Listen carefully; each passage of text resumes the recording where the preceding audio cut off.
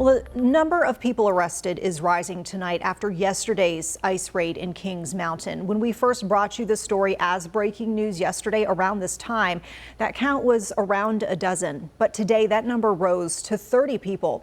That operation took place at the Buckeye Fire Equipment Company. This is just off of North Carolina Highway 161. WCNC Charlotte's Julieth Perez is following up with the latest on this investigation and also hearing from an employee who told her he is pretty shaken up after this ordeal.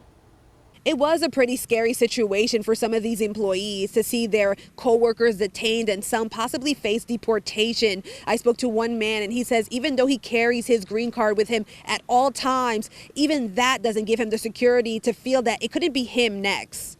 Employees at Buckeye Fire Equipment were knocked off their routines after Homeland Security and ICE agents swarmed the company Wednesday. I didn't know who they were because it doesn't say ICE on their jacket. It just all I saw on the badge was the U.S. Agents were investigating identity theft and the illegal employment of people not authorized to work in the U.S. At least 30 people have been taken into custody. One employee tells us folks were separated, patted down, and questioned. If I knew about people using fraud papers or fake names or anything like that, or if I have ever done that. Despite having legal status, he says he felt targeted. There's so much people like me who's legal, doing the right thing here, and they still treat us like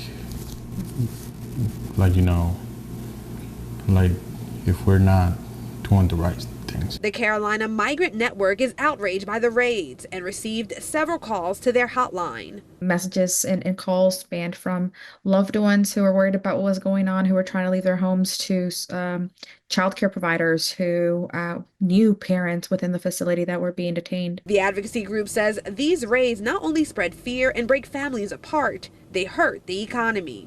Ecosystems, right, that lived in this community that are expecting workers to pay for gas, buy food, pay into whatever system, are now going to be harmed because of this type of operations.